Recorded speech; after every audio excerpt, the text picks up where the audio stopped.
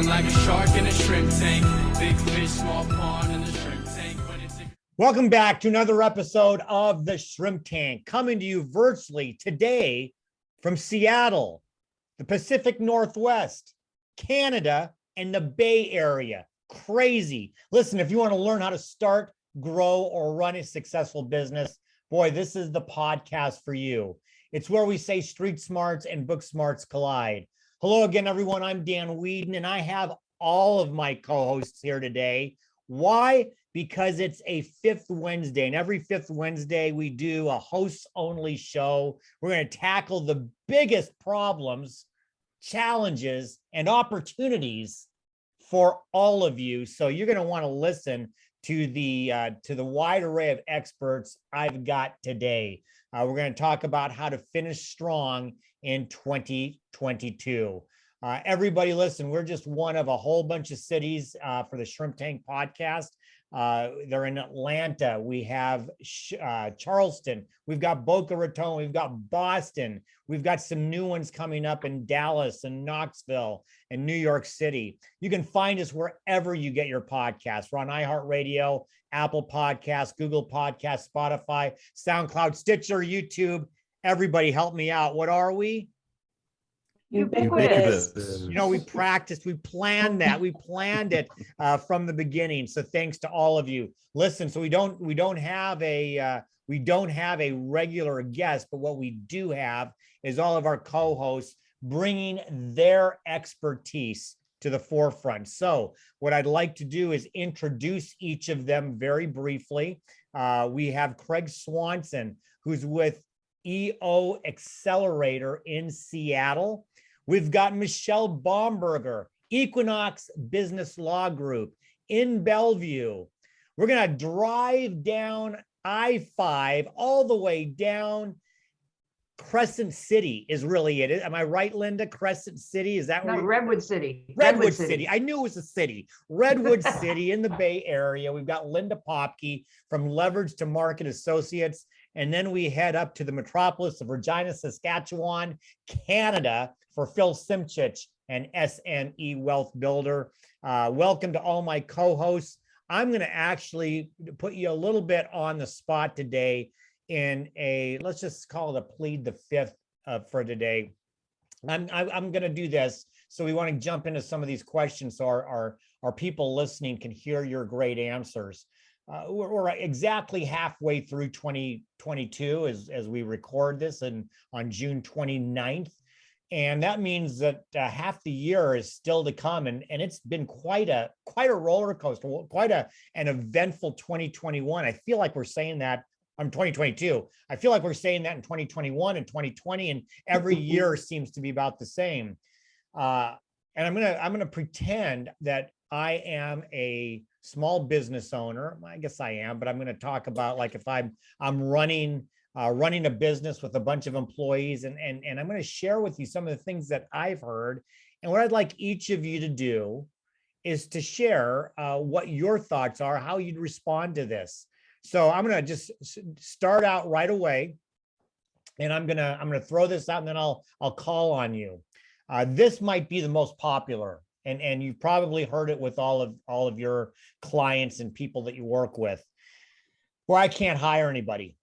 I have so much business. The demand is high.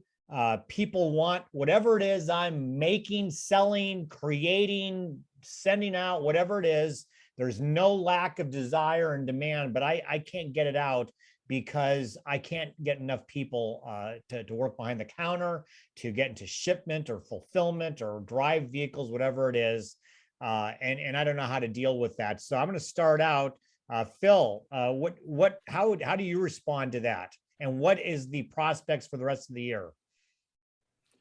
I think if we apply a sports team metaphor to this, since I know you like sports, Dan, you need a few A players, but you're going to need a full bench of not A players. So really, it's about making sure that people that you already have are as supported and well-trained and engaged as possible. You're using technology and that you're making it as fun as possible for them to come to work, and also as meaningful as possible for them to come to work, so they understand the vision and how what they're doing every day is connected to serving the customer. I'll stop there. Okay, that's Michelle. I know that you've even mentioned, I think, on a podcast before, and you've been having trouble even finding attorneys, which I thought I'd never hear. How would you respond? No, I would definitely echo what Phil said and add to that, thinking about the demographic of who you're looking to bring on and what are they looking for. I was talking with someone this morning about, I don't think, his comment was, I don't think it's a good expectation that people are going to come back to the office. No one wants to come back to the office. I mean, it's a broad statement. But I do think that understanding who you're talking to and what they are looking for in the workplace. Phil mentioned meaning. What does it mean for them to be at work? What are they looking for? And how do you ensure that they are trained and supported and have an environment that brings them in?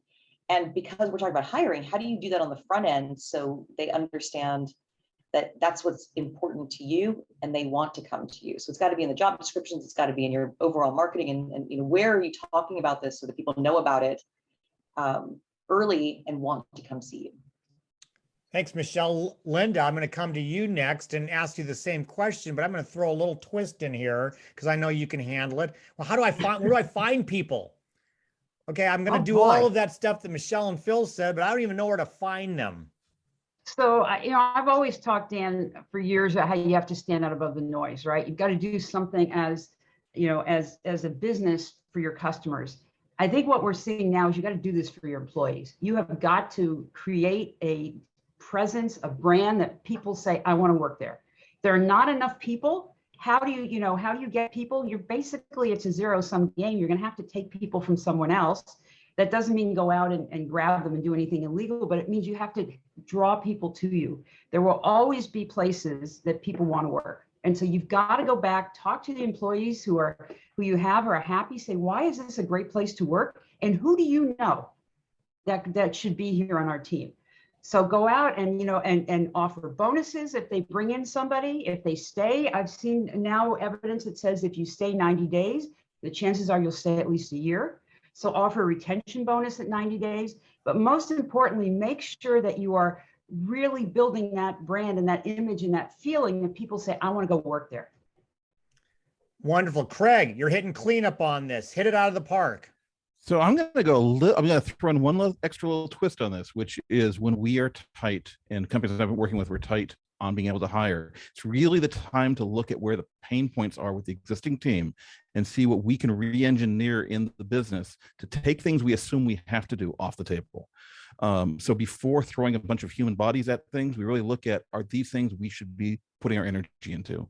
And beyond that, how much of our people's time is going into non-discretionary work? How much are they not being creative, bringing their unique talents to bear and just checking off a couple boxes because no one has thought to check if those boxes are still needed? And then beyond that, make it more meaningful than with the work they are doing. Do me a favor, what does non-discretionary work mean? So, I mean, a great example is anything where the person is basically filling out email standards, forms, things like this, where they don't really have any choice in what they do, but they are filling it out simply because we have not thought about how to solve that problem other than having a shared Google Drive or something else, where they are basically doing the work of a potential computer because there is no human discretion, no human creativity involved, just they have to follow the process. And so if there's a lot of that, it may be time to relook at our systems and see if we can make our systems work better so their people can take their work to the next level. Beautiful. All right, I'm going to work backwards so you know where you're going to fall in this. It's kind of like a snake draft in fantasy football. We're going to go back in the opposite direction. Okay, you know what? I just filled up my vehicle at Costco, which is by far the cheapest. It was $4.99, and I've been, and it's we're not even at July yet when it's going to go up. My costs of fuel are going up. My cost of goods are going up. I got to buy plane tickets for people. It's incredible. Everything's costing more, and I don't see an end in sight. How do I manage my spending, my profitability, my inventory, all of that, as I'm concerned about where the economy, inflation, and price of goods has gone up. Okay, now you're hitting lead off, Craig. All right. Well, so first of all, I do a lot with digital goods, so I'm not as impacted by fuel. But the one thing that we are really embracing is we are dialing down our optimism for future income and being a lot more realistic on relying on what we have today. So basically a lot less leaning into investing in things that we think are going to occur, and a lot more pragmatic about basically making sure we've got a good 3 to 6 to 9 month runway with just what we've got on hand. Okay, super. All right. I think Linda, I think you're going next. Well, first of all, I just want to say $4.99 for gas. In California, people would be all over that because I see it close to $7 a gallon. And I am so glad I have an electric car. But that being said, I think going back to something Craig said earlier, we need to revisit what we had as our assumptions. Maybe we don't need to do those things. Maybe we don't need to handle things the way we did before. Cut to the things that are really important for your customers. So understand, what they want, where they want it. People will spend money. For example, I'm seeing that people are spending as much money on their pets as they ever did. So they may not be going out to dinner, they may not be buying something at retail, but they're paying, it's important to them. So how do you make what you do important to your customers? And that you do that, first of all, you have to have a product or a service that people want. But presuming you've got that, you then have to make sure that customers feel valued, that they know exactly what they can expect from you, that you're responsive, and that you offer something that they think is important. And that's what you need to focus on, because even in an inflationary time, people still spend money. They just choose whether they spend it differently. Thank you, Linda. Michelle. Yeah, echoing both of those things, I think there's an element of really understanding your costs. And as your costs change, what does that do to affect your profit margin? I think over the last few years, folks have been hesitant to increase prices. Obviously, we were in a crisis, we're in a pandemic, everyone's under a lot of stress. And now we're realizing that there is this inflation, there is this 2 years potentially of increases. And where do we actually stand? I heard toward the end of last year, someone say, basically the mindset is that everyone's been increasing prices, so just do it. But I think what we need to do is do it really thoughtfully. And to Linda's point, understand the value that you're giving to your customers so that you can communicate that properly if you need to communicate it. And really understand what your business looks like. What are those economic drivers? Phil, hit cleanup on this one. They play baseball in Canada, don't they? Occasionally. Okay, I just wanted to make sure. So anyway. Only in July. It's too hard when it's snowing to find the ball. And so I think this applies whether it's B2B, B2C products or services, that your customers always have a choice. And so when they've decided to do business with you, what can you do at little or no cost to make that experience of doing that transaction with you as positive as possible? And so what are the financial impacts, the non-financial impacts, the personal impacts, and the business impacts that customer has from doing business with you?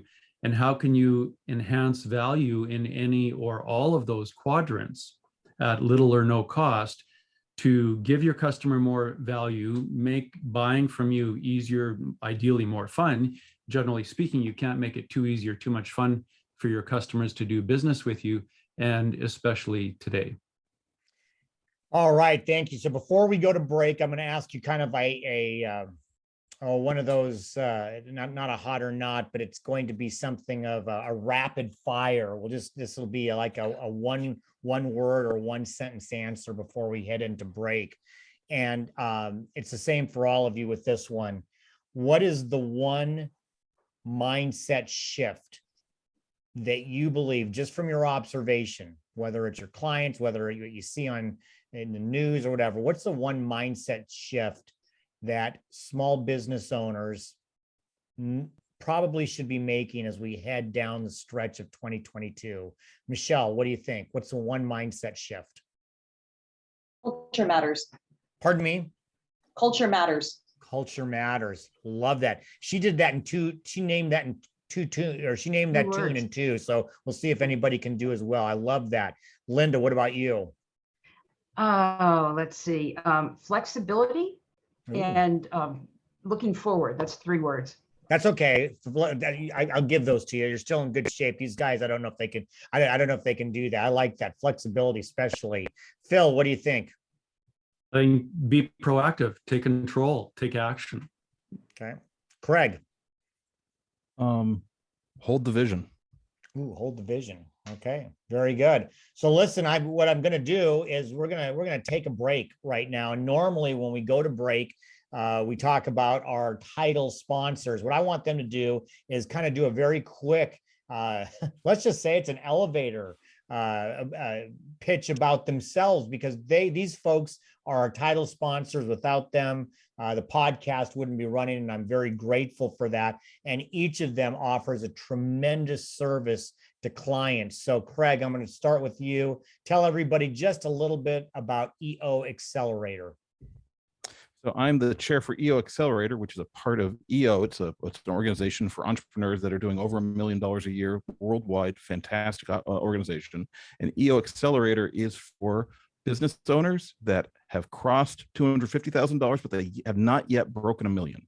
And we are a support group that basically over a year to 2 years is going to help them get across that line and grow their business. Beautiful. Thank you. Linda, tell us about Leverage to Market. Okay, so we help individuals and organizations get heard above the noise. The whole environment is noisy out there. You have to stand out.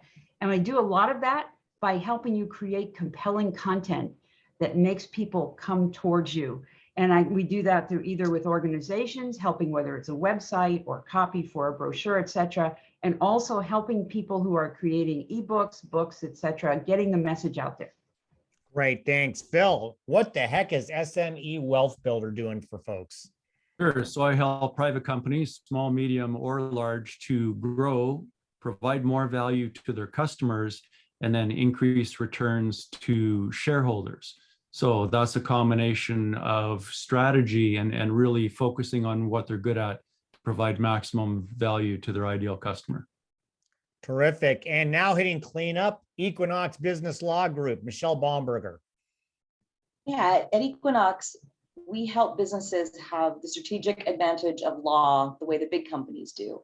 So the way a large company has a general counsel that sits down the hall and tackles everything from the strategic to the tactical, we offer that for smaller companies. So they have that advantage and are able to go to market with the same legal power as others do. Fantastic. Thanks to all of you again for being co-hosts and title sponsors. And I really like this episode because I think it's a great opportunity, came at the right time to talk about the back end of 2022. So, one of the things I still also hear, and this really is, became accelerated through the pandemic, was technology and selling or at least making yourself heard above the noise. Linda, I guess maybe I may have to lead off with you on this, but how would you advise people to leverage the power that they have of technology to make themselves more visible? And I'll use this this is just a quick example. And Michelle and I spoke with Hannah Smolinski last week. She talks about financial services and strategies and things like. She's got 35,000 plus people on a YouTube channel. I told her I was jealous. So what are some ideas that you have to help people look at what's around the corner, how to get on top of the technology curve? So Linda, let's start with you. Okay, so sitting in Silicon Valley, I'm always around technology. I think what's important about technology is it is a tool to help you get from somewhere where you are now to where you want to be. It is not an end in itself. So what's important is to understand where your customers and prospects are and where they're going. Like Wayne Gretzky said, he wants to skate to where the puck will be, right? That's a hockey thing, Phil. So that's pretty good, Linda. But you need to know where they're going. You don't want to go where they don't want to go where you're going. You need to be where they're at and where they're going. So think about who your audience is TikTok is great, but not if they're not there. Facebook is great, not if they're not there. So use the social media and the technology, YouTube, whatever, if your audience is there, but also there are ways to use technology to make it less expensive and easier for you to market, for you to sell, for you to provide support. So to Craig's point before, look at your costs, and to Michelle as well, look at what's helping, kind of get people from where they are today to where they want to be, and go with that then. And remember that it's always technology in service of your bigger goals.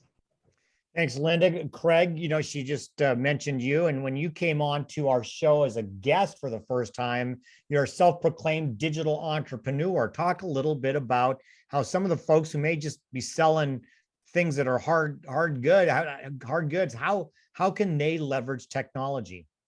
I mean, the biggest thing I think that has happened during the pandemic is we have been servicing people in our local region as if they were outside of the state. We have been doing so much remote work that if we learn to tell our stories a little more broadly, if we learn to break out of kind of this geographical mindset we've had, we can serve people all over the world, all over the country.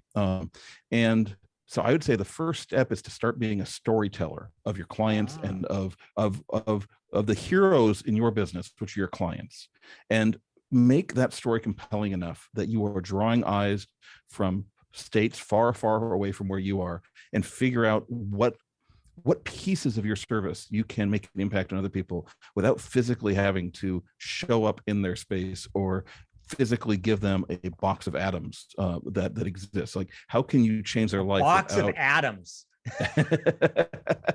Yeah, it is all digital. We just sort of send it all away. You can change people's life with a story and with service. It doesn't always have to be a physical good. Good. I like that. Phil, follow that up. Well, sure. I'll go digital. Get a good microphone and hit record. And use the basics of technology and like Craig says, storytelling, and connect with your clients, your prospects, and people. But you can do it in person and hit record on Loom or whatever, or short Zoom, and send them good audio, good video. And it's like you're right there with them. Great. Michelle. Yeah, there was a lot of talk here about technology and marketing. And I think there was a bit of your question on that, but I think there's technology and management as well. And really using technology to help you to measure your business. That's awesome. Most of us have tools that collect data, but what are we doing with it? What are the right measurements for our business? And leveraging technology to be able to tell that internal story about how we're doing and communicate that to your internal team around how we're doing and what we can do better. So technology is a huge asset for that. I want to just kind of follow up on that with you, Michelle. I think that's a great, I hadn't even thought about that's a great concept, because data of what we're doing, whether it's personal, like whether, we're trying to improve our fitness level or our golf score, or whether it's business related with what you just mentioned, there is so much data available. I'm just going to ask all of you as a group, what are some ways that you've seen, either you're doing yourself or you've seen clients who are using technology management in ways to help them? I really like that a lot. Michelle, I'll lead off with you since you brought that up. Ways that you are either taking that data and immediately putting it to use, or you've seen others.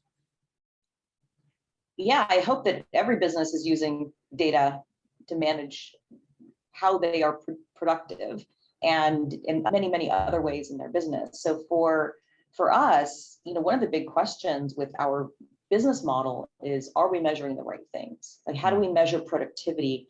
How do we measure profitability? Because it's not your traditional time and materials approach. So we've got much more behind the scenes project management.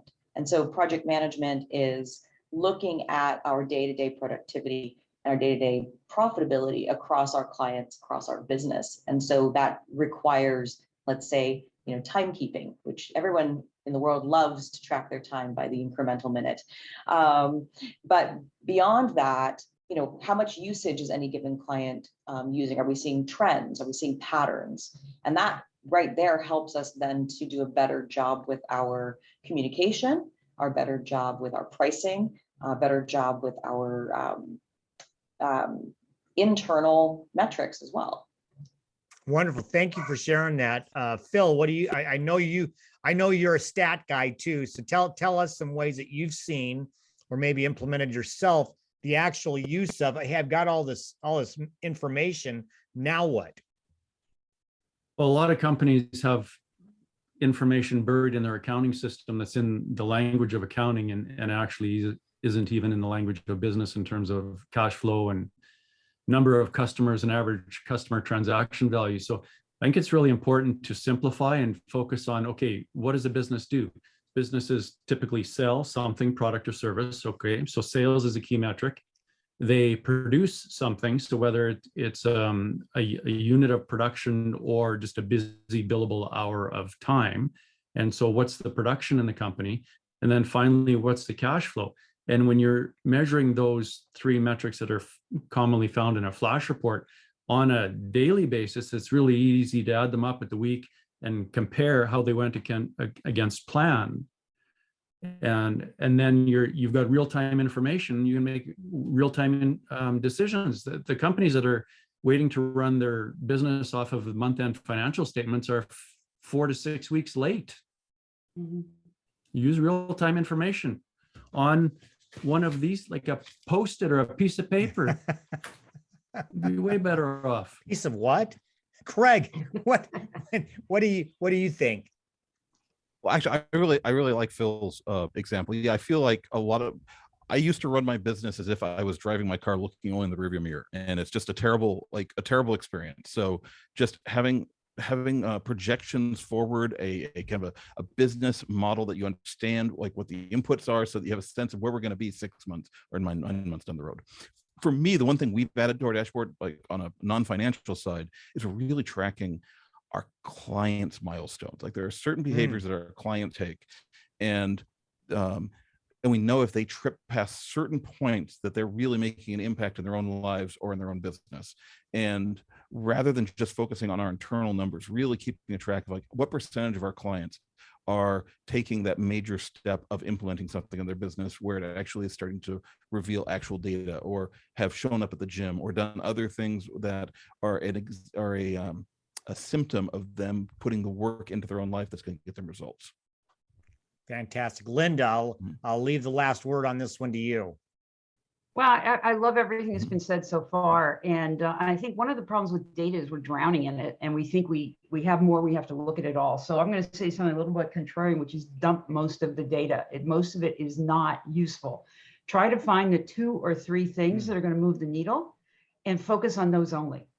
And also to what Craig said, don't look in the rear view mirror, look at what's in front of you. And what are the things that you can see that are going to predict that someone is actually going to make a move and do something. So look at what's been done before by your clients, your customers who are happy, and how they're doing in terms of, are they increasing what they do from you? Are they spending more time with you? But then also look at 1 or 2 other metrics that say, this is how I know something is good is going to happen. Because a lot of times sales is a derived metric. We don't just get a sale. We have something that happens first, and the result is a sale. So in your business, what is it that has to happen first? This is all gold. And what I'm going to tell you, we're not going to go to break yet. I have one more question for you, but after break, I'm going to give you a question I want you to think of for when we come back. You've all had several guests, many guests that have been on your shows. I want you to pick one, and it could be a recent one.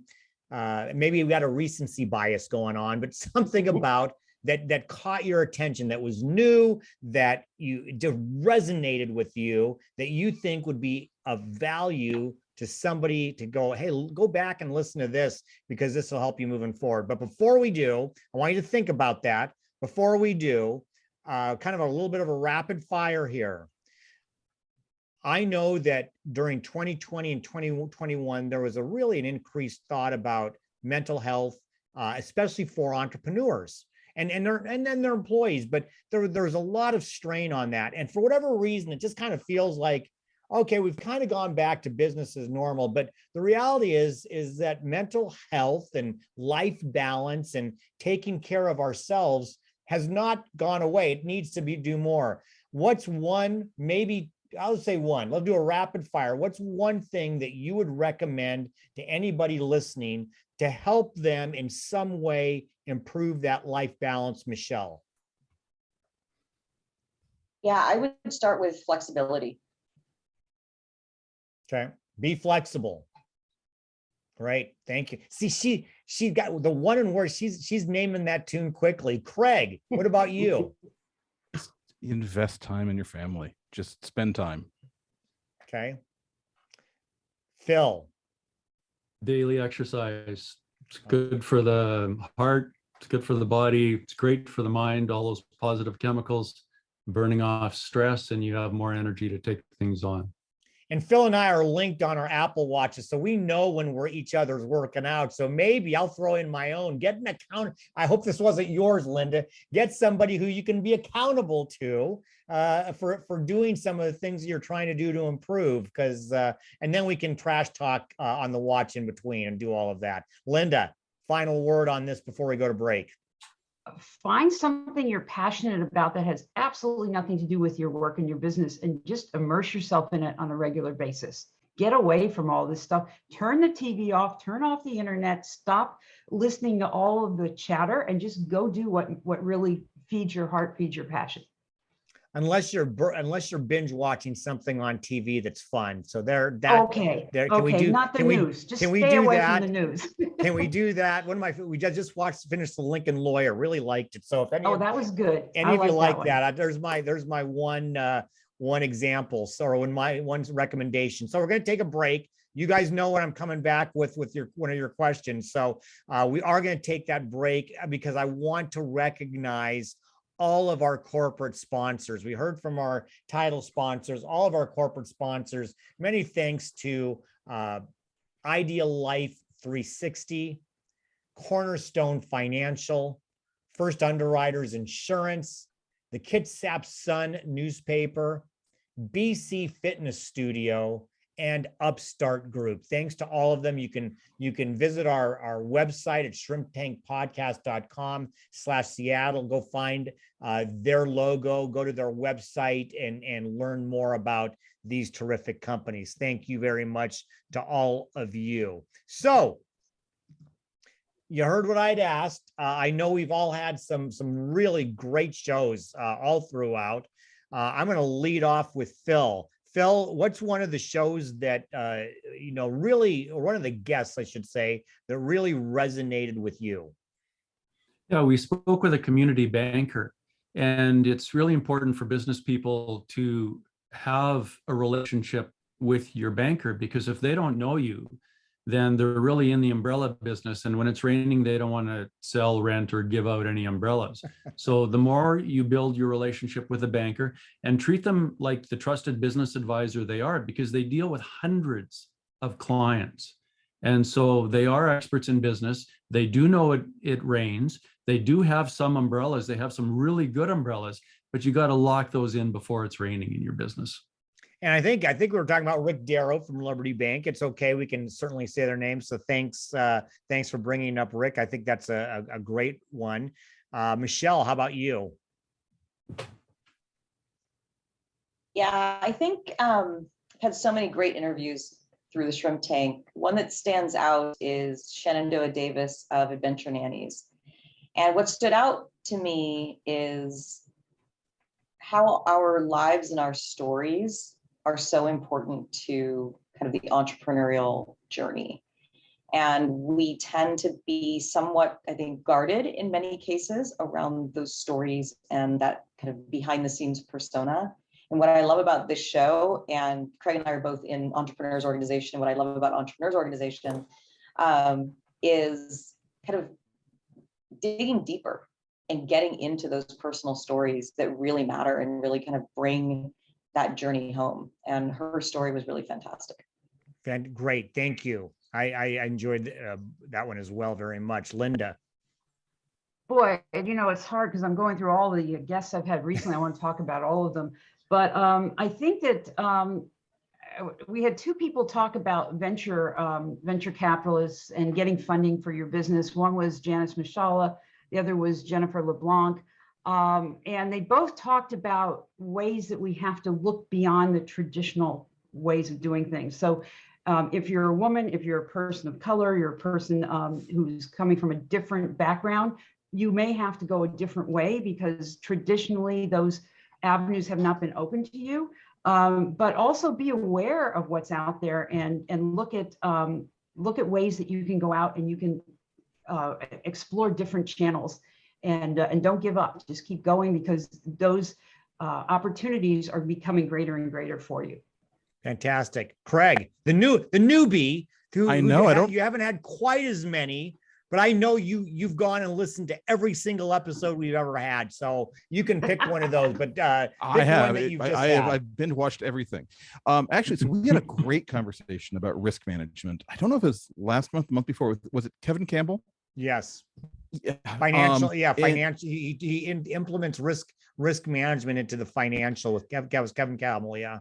It was really great. And for me, like just the kind of the conversation around risk, not just financially, but life and everything else was really well timed with everything that's happening right now. And I will just say for my own life and business, I've just been contemplating what things could look like if I took more risk off the table for ourselves and our business. Maybe that means being a little bit less aggressive in growth, but what it could look like from a balance in life and peace standpoint, if we were able to not wake up and worry about what's going to be happening in the next month or the next 2 months, like to know that we are covered for a longer period of time. And it's just actually been really refreshing.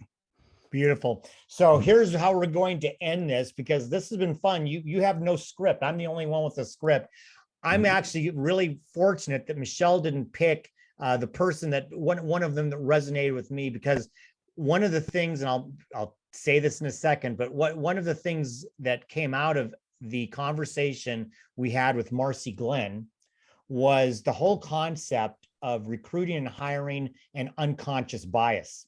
And I recently wrote my column for the Kitsap Sun, one of our great sponsors, because I'd gotten so much good feedback on a smaller article I'd written for my newsletter. And it was on my own unconscious bias in reading interviews that, I had to pick a scholarship winner, and I unconsciously biased toward those that were written like I write. And so I was using that as an example, but that was something that really resonated with me. And I wanted to end our conversation on, as people are hiring, as people are dealing with whether they be vendors or clients or customers or people in their lives, how unconscious bias can become incredibly insidious, and some ways that we can do it. So I know for me, and I'll lead this off, and then I'll ask everybody just to make a little comment. I know for me, one of what triggered that episode triggered for me is I really had to kind of take a deep look at why I make decisions I make with certain people or how, and trying very hard to go beyond what the biases that I've had and try to uncover them so that I don't make mistakes on that and overlook or do anything like that. So I know that I've tried really hard, or I'm trying, and I think it's an ongoing thing, to be aware, to be observant of my own biases. So let's do this. I don't know if everybody's gone first yet. Michelle, I don't know if you've got, maybe you have. I'm going to Michelle because Marcy was your guest that you brought in. Any thoughts on what came out of that show, or the topic of unconscious bias?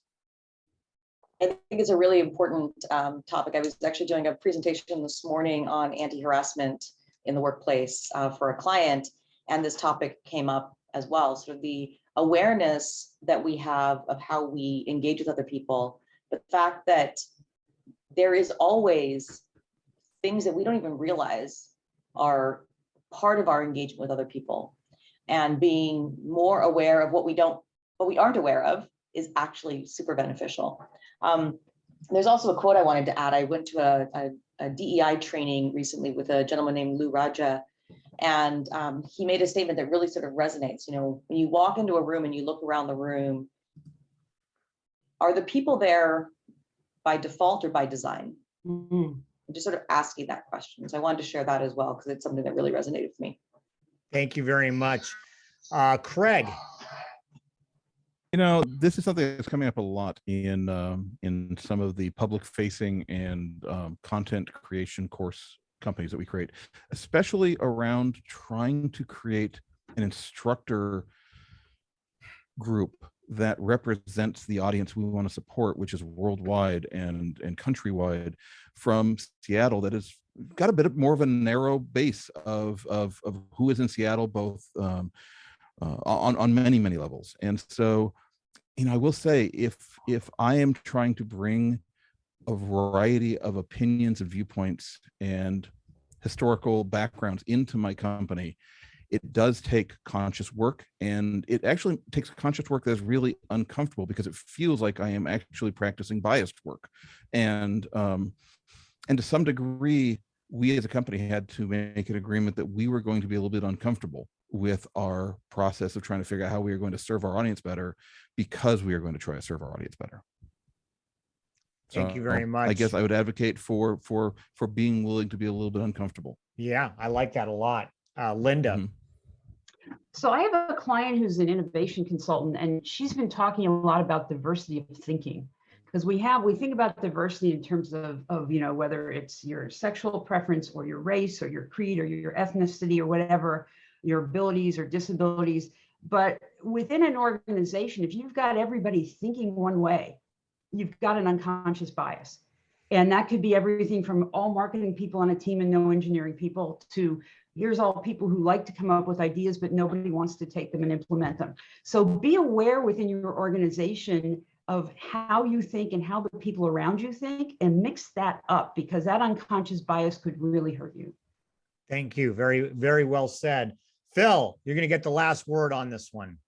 Yeah, a lot of business owners I've dealt with have a conscious or unconscious bias where they think growth is good. And I remember I had a small $4 million client with a 20% bottom line that had a much stronger bottom line and way less stress than a $20 million company with like a 1% and just fighting for every penny. And so that bias that's hardwired into a lot of people for growth that's the wrong bias. So we have to use a little bit of shock therapy, or I prefer whiskey and dynamite to change that. I like that. Yeah, you know what? And that's interesting, because you took that to a point that says, yeah, we're all kind of biased and hardwired to think, okay, yeah, more money, but it's really about how much you keep, right? And your peace of mind, because you talked a little bit about balance too, and there's that as well. So hey, everybody, thank you very much. The time went by amazingly fast. That happens when there's 5 of us.